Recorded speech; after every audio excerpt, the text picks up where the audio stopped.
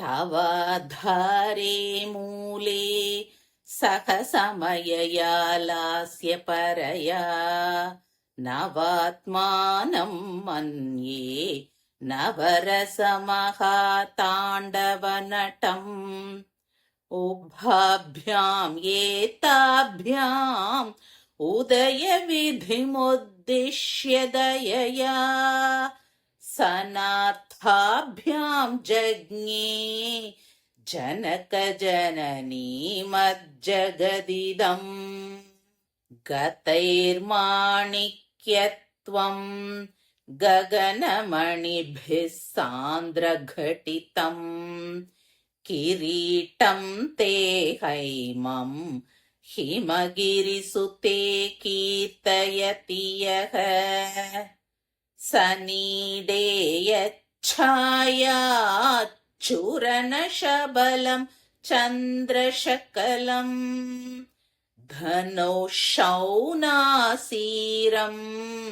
किमिति न निबध्नाति धिषणाम् धुनोतु ध्वान्तं न स्तुलितदलितेन्दीवरवनम् घनस्निग्धश्लक्ष्णम् चिकुरनिकुरुम्बं तव शिवे यदीयं सौरभ्यं सहजमुपलब्धुं सुमनसो वसन्त्यस्मिन्मन्ये वलमथनवाटी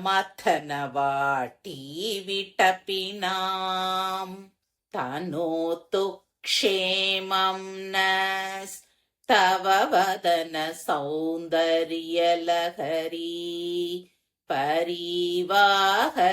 परिवाहस्रोतस् सरणिरिव सीमन्तसरणिः वहन्ती सिन्दूरम् प्रबलकबरी भारतिमिर द्विषां बृन्दैर्बन्दी कृतमिव नवीनार्ककिरणम् अरालै स्वाभाव्यात् अलिकलभस श्रीबिरलकैः परीतं ते वक्त्रम् परिहसति पङ्केरुहरुचिम् दरस्मेरे यस्मिन् दशनरुचिकिञ्जल्करुचिरे सुगन्धौ माद्यन्ती स्मरदहन चक्षुर्मधुलिहः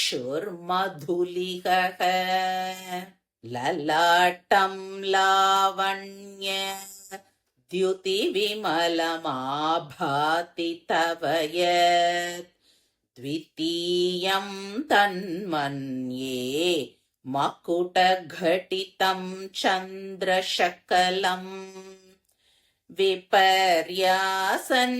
विपर्यासन्न्यासात् उभयमपि सम्भूय च मिथः सुधालेपस्यूतेः परिणमतिराकाहिमकरः भ्रुवौ भुग्ने किञ्चित् भुवनभयभङ्ग व्यसनिनी त्वदीये नेत्राभ्यां मधुकररुचिभ्यां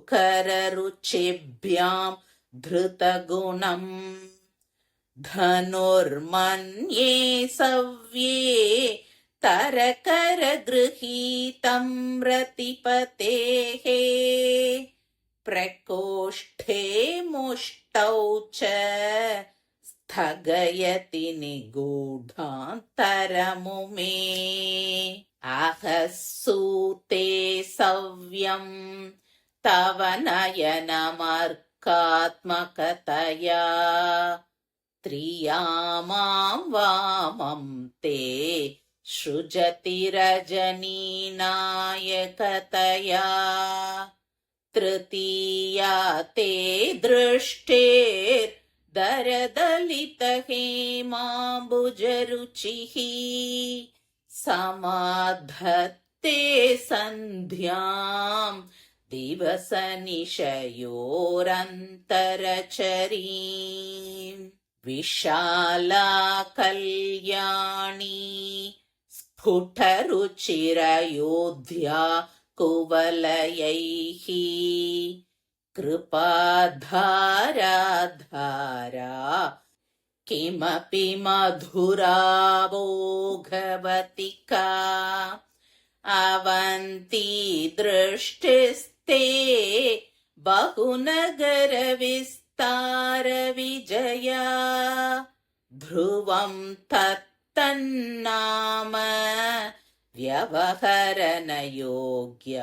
विजयते कवीनां सन्दर्भस्तबकमकरन्दैकरसिकम् कटाक्षव्याक्षेप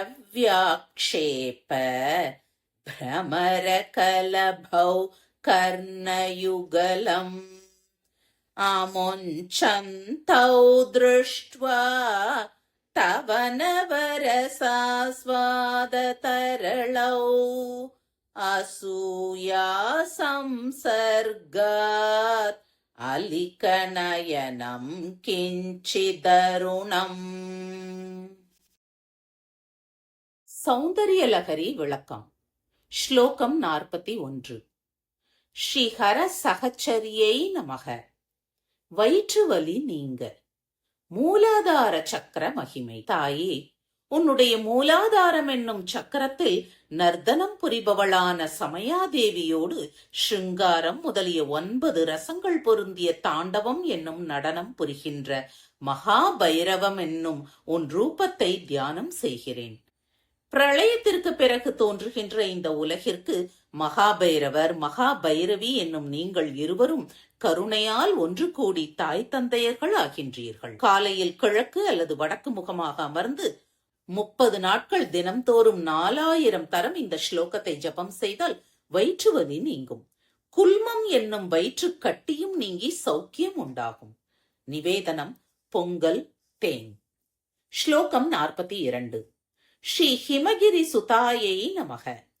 மகோதரம் நீங்க. தேவியின் கிரீட்ட வர்ணனை. ஹே மலையரசனின் மகளே, 12 சூரியர்களாகிய ரத்தினங்கள் இழைத்த உன்னுடைய கிரீட்டத்தை வர்ணிக்கும் கவியானவன் உன்னுடைய கிரீட்டத்தின் சந்திகளில் இழைக்கப்பட்டுள்ள நவரத்தினங்களின் காந்திகள் பரவியுள்ள சந்திர கலையை பார்த்து வானவில் என்று நினைத்துக் கொள்ள மாட்டானோ? காலையில் கிழக்கு அல்லது வடக்கு முகமாக அமர்ந்து 45 நாட்கள் தினம்தோறும் 1000 தரம் இந்த ஸ்லோகத்தை ஜபம் செய்தால் மகோதரம் என்னும் நோய் நீங்கும் மற்றும் பசு பக்ஷி மனிதர்கள் தேவர்கள் எல்லோரையும் வசீகரிக்கும் சக்தியும் ஏற்படும். நிவேதனம் பாலும் சர்க்கரையும். ஸ்லோகம் 43. ஸ்ரீ சிவாயை நமக. ஜெயம் புகழ் பெறவும் வியாதி நீங்கவும். தேவியின் கேச வர்ணனை. ஹே பார்வதி, உன்னுடைய கேசங்கள் மலர்ந்த கரு நெய்தல் புஷ்பம் போலும் நெருக்கமாகவும் வழவழப்பாகவும் உள்ளன. இந்த கேசங்கள் எங்களது அஞ்ஞான இருளை அகற்றுவதாகும். உன்னுடைய கேசங்களில் இயற்கையாக அமைந்த வாசனையை அடைவதற்காகவே தேவேந்திரனது தோட்டத்தில் உள்ள கற்பகத்தருவின் மலர்கள் உனது கேசங்களில் வாசம் புரிகின்றனவென்று எண்ணுகின்றேன். காலையில் கிழக்கு அல்லது வடக்கு முகமாக அமர்ந்து 45 நாட்கள் தினந்தோறும் 1000 தரம் இந்த ஸ்லோகத்தை ஜபம் செய்தால் எடுத்த காரியங்கள் எல்லாவற்றிலும் வெற்றியுண்டாகும். நோய்களெல்லாம் நீங்கும். நிவேதனம் மிருஷ்டான்னம். ஸ்லோகம் 44. ஸ்ரீ வைத்தாத்ர களத்ராயை நமக. ஜனங்களின் மனதை கவர.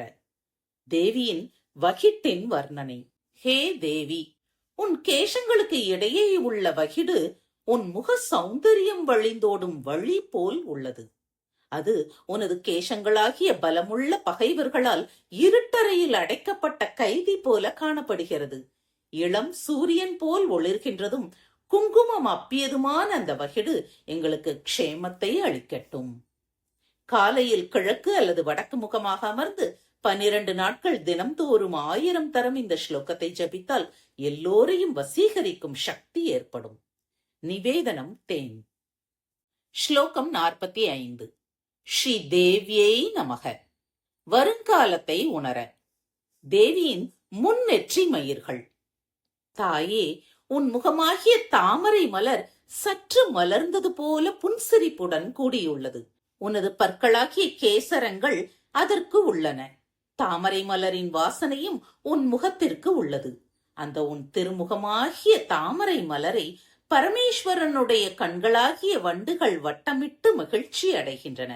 அந்த நெற்றியை சுற்றிலும் சிறு வண்டுகள் போன்று முன் நெற்றி மயிர்கள் பரவியுள்ளன. இத்தகைய உன் முகம் தாமரை மலரை பரிகசிக்கின்றது. காலையில் கிழக்கு அல்லது வடக்கு முகமாக அமர்ந்து 45 நாட்கள் தினம்தோறும் 1000 தரம் இந்த ஸ்லோகத்தை ஜபித்தால் வருங்காலத்தை உணரும் சக்தி உண்டாகி சொன்னதெல்லாம் பலிக்கும். நிவேதனம் திரிமதுரம். ஸ்லோகம் 46. ஸ்ரீ விமல லலாட்டாயை நமக. புத்திர லாபம் உண்டாக.